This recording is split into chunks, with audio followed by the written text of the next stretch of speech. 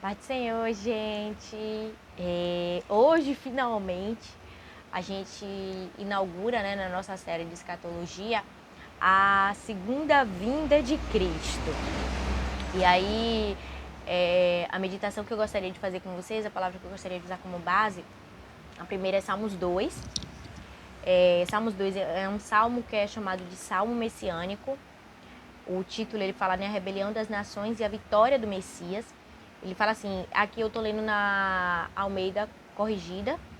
Porque se amotinam as nações e os povos imaginam coisas vãs. Os reis da terra se levantam e os príncipes juntos se mancomunam contra o Senhor e contra o seu ungido, dizendo: rompamos as suas ataduras e sacudamos de nós as suas cordas. Aquele que habita nos céus se rirá, o Senhor zombará deles. Então lhes falará na sua ira e no seu furor os confundirá. Eu, porém, ungi o meu rei sobre o meu santo monte Sião. Recitarei o decreto. O Senhor me disse: Tu és meu filho, eu hoje te gerei. Pede-me, e eu te darei as nações por herança e os confins da terra por tua possessão. Tu os esmigalharás com uma vara de ferro, tu os despedaçarás como a um vaso de oleiro. Agora, pois, ó reis, sede prudentes. Deixai-vos instruir, juízes da terra. Servi ao Senhor com temor e alegria, e alegrai-vos com tremor. Beijai o filho para que se não ire e pereçais no caminho, quando em breve se inflamar a sua ira. Bem-aventurado todos aqueles que nele confiam. Então a gente tem aqui um salmo messiânico, um salmo que fala sobre a vitória de Cristo sobre as nações, né? E a gente tem também Apocalipse 1:7.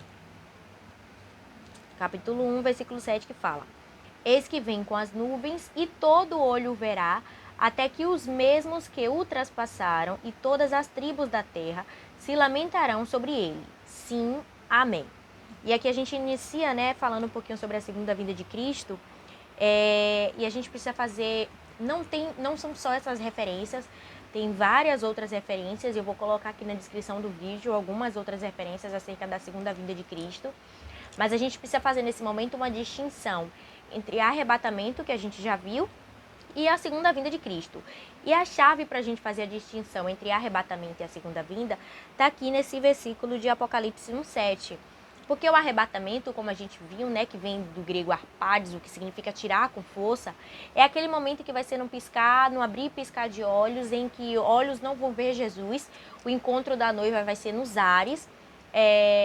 Ele vem para aqueles que ele arrebatar, digamos assim. Enquanto a segunda vinda fala que todo olho o verá. Então a gente trata como dois eventos distintos, né? Para quem acredita na corrente pré-tribulacionista. Apesar de que quem é pós também sabe que Jesus vai vir, a segunda vinda é fato para todo mundo. E aí Jesus ele vem, todo olho o verá.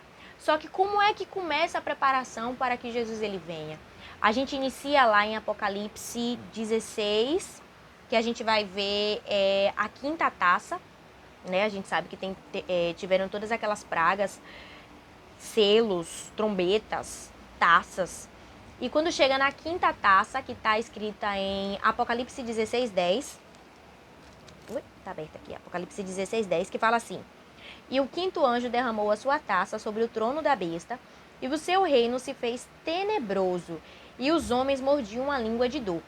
Então a quinta taça, ela já começa decretando o fim da besta. Ela já começa iniciando, na verdade, né, uma ira direcionada contra a besta. E aí a gente tem ainda a sexta taça, que está no capítulo 16, no versículo 12, que fala: E o sexto anjo derramou a sua taça sobre o grande rio Eufrates, e a sua água secou-se, para que se preparasse o caminho dos reis do Oriente. Por que se preparasse o caminho dos reis do Oriente? O rio Eufrates está um pouco acima de Israel, e o evento, né, que é a preparação, digamos assim, para a vinda de Cristo, para a segunda vinda de Cristo, é a Batalha do Armagedon, que vai estar descrita aqui em Apocalipse 16, dando sequência a esse versículo que a gente acabou de ler, do 13 até o 16, que fala assim: E da boca do dragão, e da boca da besta, e da boca do falso profeta, vi saírem 3 espíritos imundos, semelhantes a rãs, porque são espíritos de demônios que fazem prodígios, os quais vão ao encontro dos reis de todo o mundo, para os congregar para a batalha naquele grande dia do Deus Todo-Poderoso. Eis que venho como ladrão, bem-aventurado aquele que vigia e guarda suas vestes para que não ande nua, que é um parêntese que é feito. E aí ele volta falando, né? E os congregaram no lugar em que hebreu se chama Armagedon.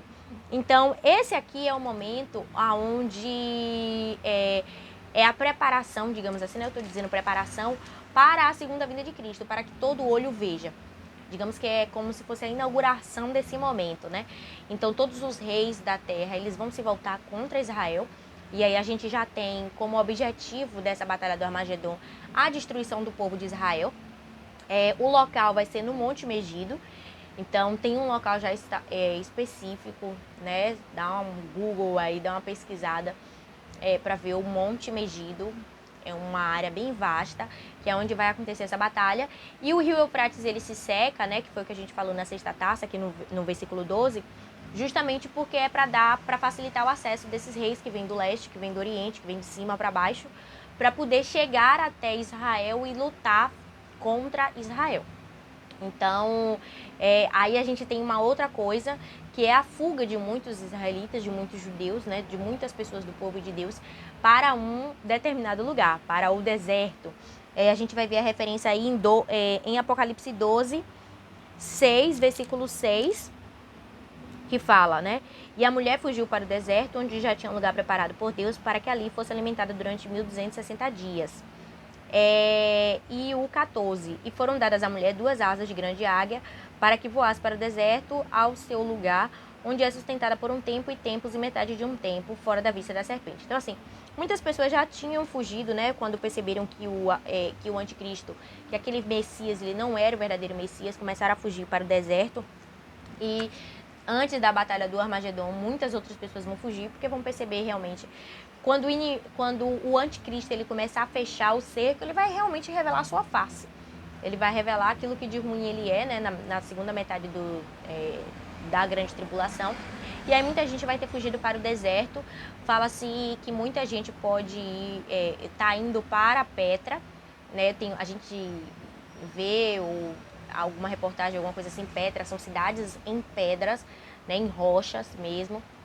E aí acredita-se que muito provavelmente muitos fugirão para este lugar.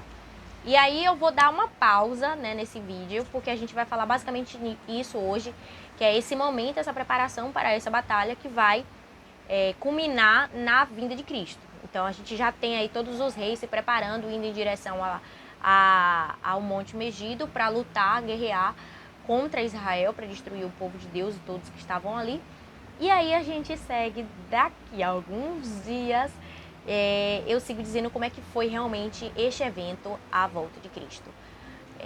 Deus abençoe vocês, nos vemos no próximo vídeo. Esse saiu uma semana atrasado, peço desculpas, mas os próximos eu vou tentar me organizar para deixar certinho. Tchau, gente.